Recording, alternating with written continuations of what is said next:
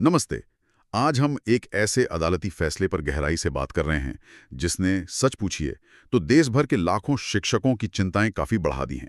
ये supreme court का वो फैसला है जिसमें शिक्षक पात्रता परीक्षा यानी टेट इसे पास करना अनिवार्य कर दिया गया है। और खास बात यह है कि उन शिक्षकों के लिए भी जो सालों से कई सालों से पढ़ा रहे हैं। इस पर जानकारी हमने जुटाई है कुछ यूट्यूब स्रोतों से, जैसे न्यूज़ वन इंडिया, टेकी जेफ नेक्सस और जीके विद भानु। इनमें वकीलों की राय है, टीचर्स के रिएक्शंस हैं और मामले की जो पेचीदगियां हैं उन पर भी रिपोर्ट्स हैं। तो आज कोशिश यही रहेगी कि इस पूरे मामले को ठीक से समझें।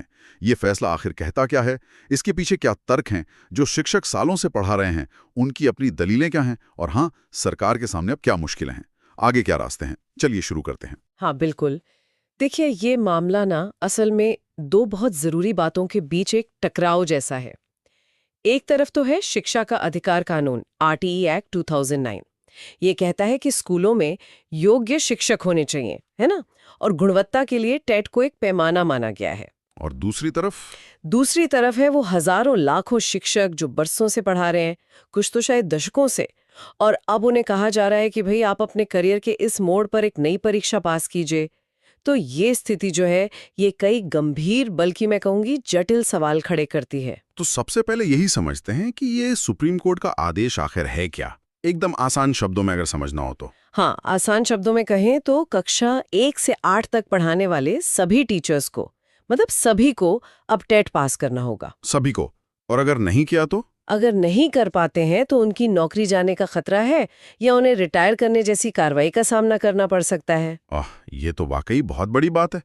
मतलब लाखों शिक्षक इससे सीधे प्रभावित हो रहे होंगे। समय से पढ़ा रहे हैं। हाँ, कुछ रिपोर्ट्स में तो ये भी आ रहा है कि कई शिक्षक एकदम सदमे में हैं। उन्हें लग रहा है जैसे नौकरी पर तलवार लटक गई है या ये फैसला उनके गले की फांस बन गया है।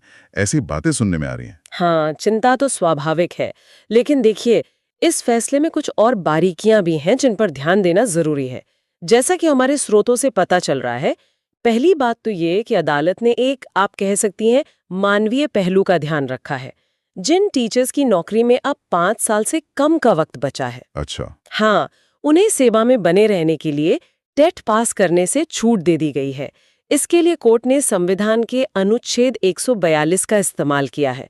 ये वो अनुच्छेद है जो सुप्रीम कोर्ट को असाधारण मामलों में पूरा न्याय करने के लिए विशेष शक्तियां देता है। अच्छा, ये एक राहत की बात है उन लोगों के लिए जिनका रिटायरमेंट नजदीक है। हाँ, सेवा में बने रहने के लिए राहत है, लेकिन इसमें भी एक पेंच है। वो क्या?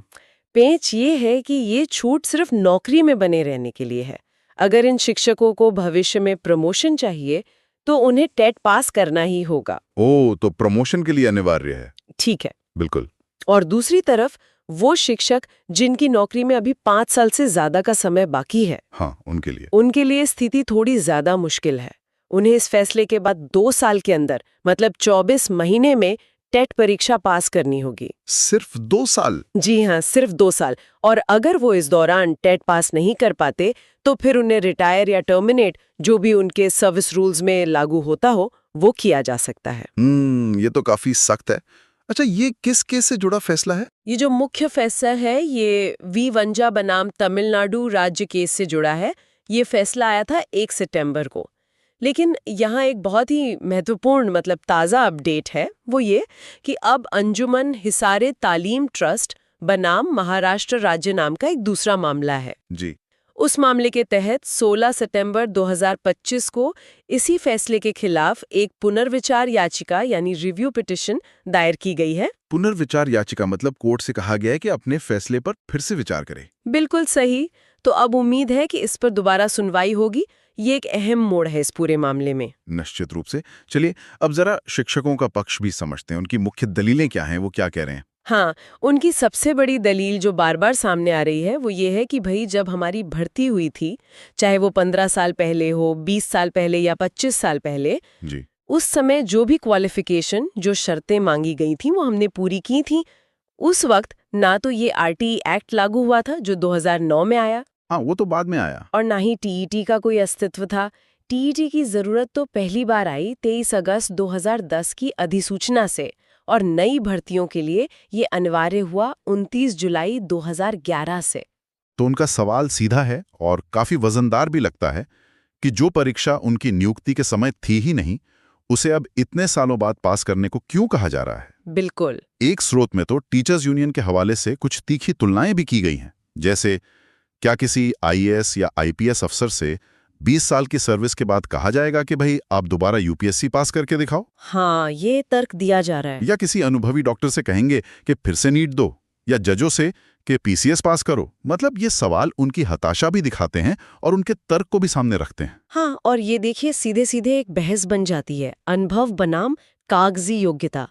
टेकीजेफ नेक्सस चैनल पर वकील राकेश मिश्रा ने अपने विश्लेषण में इसी बात पर जोर दिया है। अच्छा। उनका कहना है कि ये एक बुनियादी सवाल है कि क्या 10, 15, 20 या 25 साल का जो ठोस पढ़ाने का अनुभव है उसे टेट जैसी एक परीक्षा से कम आंका जा सकता है? क्या इतने साल बच्चों को सफलतापूर्वक पढ़ाना अपने आप में एक बड़ी योग्यता नहीं है? बात तो सोचने वाली है। और राकेश मिश्रा ये भी बताते हैं, शायद कोर्ट की सुनवाई के आधार पर उन्होंने ये कहा होगा कि इस मानवीय पहलू पर अदालत में भी थोड़ी बात हुई थी, अनौपचारिक तौर पर। उनके अनुसार जस्टिस दत्ता ने सुनवाई के दौरान खुद ये टिप्पणी की कि अगर आज जजों को भी ऐसी कोई परीक्षा देनी पड़े तो शायद उनके लिए भी मुश्किल हो। ये तो बड़ी बात है। हाँ, ये इस समस्या की गंभीरता दिखाता है। सोचिए, 45, 50 या 55-60 साल के शिक्षक जिन्होंने अपनी लगभग पूरी प्रोफेशनल जिंदगी पढ़ाने में लगा दी, हाँ। उनके लिए अब इस उम्र में किसी कॉम्पिटिटिव एग्जाम की तैयारी करना और उससे पास करना ये वाकई कितना मुश्किल हो सकता है। ये सिर्फ योग्यता का सवाल नहीं है, ये एक व्यवहारिक चुनौती भी है। सही कहा। अब आते हैं सरकार की भूमिका पर। सरकार के लिए तो ये स्थिति बड़ी अजीब हो गई होगी। हाँ, न्यूज़ वन इंडिया के स्रोत के मुताबिक इसे एक तरफ कुआं, दूसरी तरफ खाई वाली स्थिति बताया गया है। वो क्यों? देखिए, अगर सरकार सुप्रीम कोर्ट के आदेश का पालन करती है और लाखों शिक्षकों को हटाने की प्रक्रिया शुरू कर देती है, तो जाहिर है देश भर में जबरदस्त विरोध प्रदर्शन होंगे। हाँ बिल्कुल, ये तो एक बड़ा सामाजिक और राजनीतिक मुद्दा बन जाएगा। स्कूल बंद हो सकते हैं, पढ़ाई का नुकसान होगा। और दूसरी तरफ अगर सरकार सुप्रीम कोर्ट के आदेश को लागू नहीं करती तो वो कोर्ट की अवमानना का मामला बन सकता है, एक संवैधानिक संकट खड़ा हो सकता है। तो सरकार तो फंस गई है बीच में। हाँ, बिल्कुल फंसी हुई नजर आ रही है।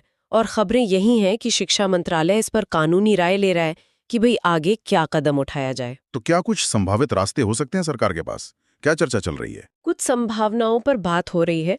एक तो ये कि सुप्रीम कोर्ट के फैसले के असर को कम करने या बदलने के लिए सरकार कोई अध्यादेश मतलब ऑर्डिनेंस ला सकती है। अध्यादेश? अच्छा, वो अस्थायी कानून। हाँ, जो कैबिनेट की मंजूरी से आता है जब संसद सत्र में ना हो, ये एक विकल्प है। और कोई विकल्प? दूसरा ये हो सकता है कि टीईटी के बजाय खासकर इन अनुभवी शिक्षकों के लिए कोई विभागीय परीक्षा, कोई डिपार्टमेंटल एग्जाम आयोजित किया जाए। शायद वो उनके अनुभव और उनकी भूमिका के हिसाब से ज्यादा सही हो। ये भी एक रास्ता हो सकता है।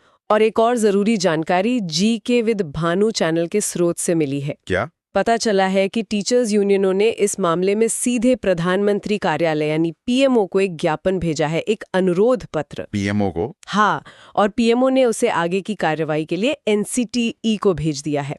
एनसीटीई यानी national council for teacher education, जो शिक्षकों की योग्यता के मानक तय करती है। अच्छा, तो इस पत्र में मांग क्या है? मुख्य मांग यही है कि 23 अगस्त 2010 जिस दिन टेट की अधिसूचना आई थी, उससे पहले जो शिक्षक नियुक्त हुए थे उनकी सेवा सुरक्षित रखी जाए। तर्क वही कि उनकी नियुक्ति के समय टेट की शर्त थी ही नहीं। तो ये मामला अब एनसीटीई के पास भी पहुंच गया है। ठीक है। अच्छा, अब वापस उस कानूनी चुनौती पर आते हैं जिसकी बात आपने पहले की थी, पुनर्विचार याचिका वाली। हाँ, वो बहुत महत्वपूर्ण है, क्योंकि ये लड़ाई सिर्फ सड़कों पर या सरकार के दरवाजे पर नहीं बल्कि अदालत में भी लड़ी जा रही है। आपने बताया था अंजुमन हिसारे तालीम ट्रस्ट वाले मामले में 16 सितंबर 2025 को रिव्यू पिटीशन दायर हुई है जी। और खास बात ये कि सुनवाई भी वही बेंच करेगी जिसने मूल फैसला दिया था, जस्टिस दत्ता और जस्टिस ऑगस्टीन जॉर्ज मसी। तो इस पर सबकी नजरें होंगी। बिल्कुल। और वकील राकेश मिश्रा, जिनका विश्लेषण हम देख रहे थे, उनके अनुसार इस पुनर्विचार याचिका के कई मजबूत आधार बताए जा रहे हैं। अच्छा, क्या आधार हैं? जरा संक्षेप में बताएं। हाँ, तो पहला आधार तो प्रक्रिया से जुड़ा है। ये तर्क दिया जा रहा है कि ये मुद्दा लाखों लोगों को प्रभावित कर रहा है, लेकिन इस पर सुनवाई के लिए पूरा समय नहीं मिला। कितना समय मिला था? मुश्किल से 3-4 घंटे की बहस हुई, जबकि ऐसे मामलों में कई दिन लग जाते हैं। ये तो कम है। और साथ ही ये भी कहा गया है कि फैसला तो पूरे देश पर लागू हो रहा है, लेकिन सभी राज्यों को इसमें पार्टी नहीं बनाया गया। न ही सभी प्रभावित राज्यों के प्रतिनिधियों को ठीक से सुना गया। इसे प्राकृतिक न्याय के सिद्धांत यानी दूसरे पक्ष को भी सुनो का उल्लंघन माना जा रहा है। अच्छा, पहला पॉइंट ये हुआ।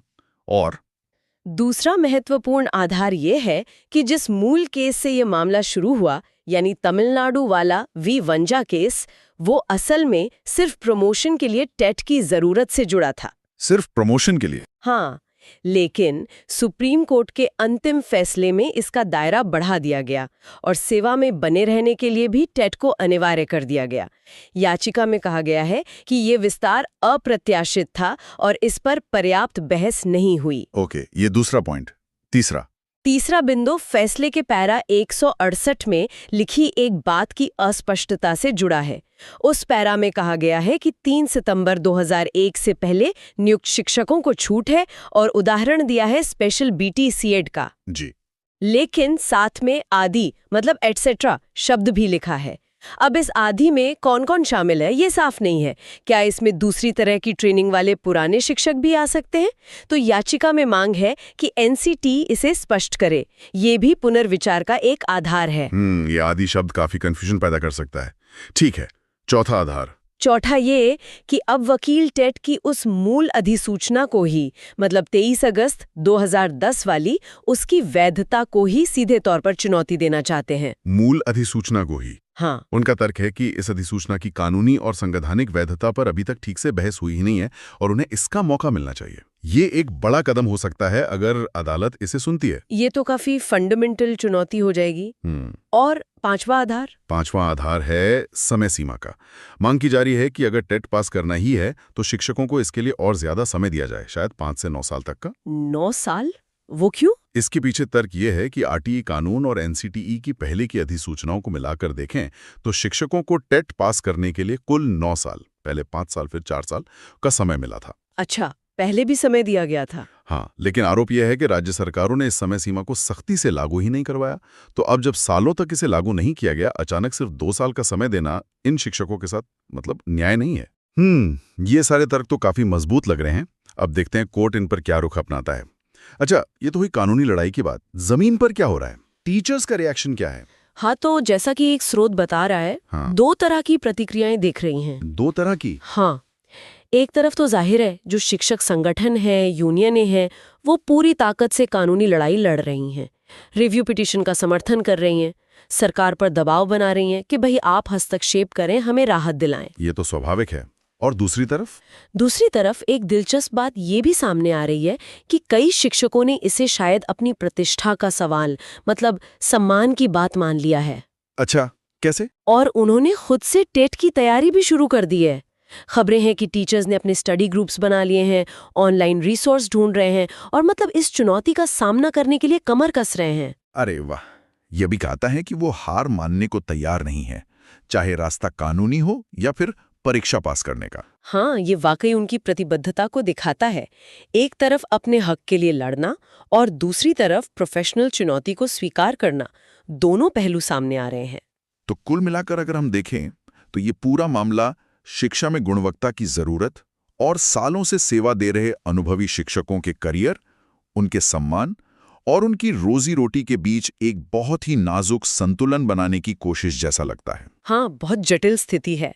फिलहाल कानूनी लड़ाई का अगला दौर शुरू हो चुका है, रिव्यू पिटीशन के साथ। सरकार भी सोच विचार कर रही है। स्थिति काफी अनिश्चित है और लाखों शिक्षकों का भविष्य इस पर टिका है। बिल्कुल। और जाते जाते एक सवाल शायद सोचने के लिए छोड़ जाते हैं, जो इस पूरे मामले के जड़ में है। हाँ, जरूर। अगर ये बात सही है, जैसा कि रिव्यू पिटीशन के तर्कों में भी कहा जा रहा है, कि सरकारें चाहे केंद्र हो या राज्य, पिछले लगभग 10 सालों में 2011 से 2019 तक टेट पास करने की समय सीमाओं को ठीक से लागू करवाने में नाकाम रहीं। जी। तो आज जो ये स्थिति बनी है, इसकी जिम्मेदारी आखिर किसकी है?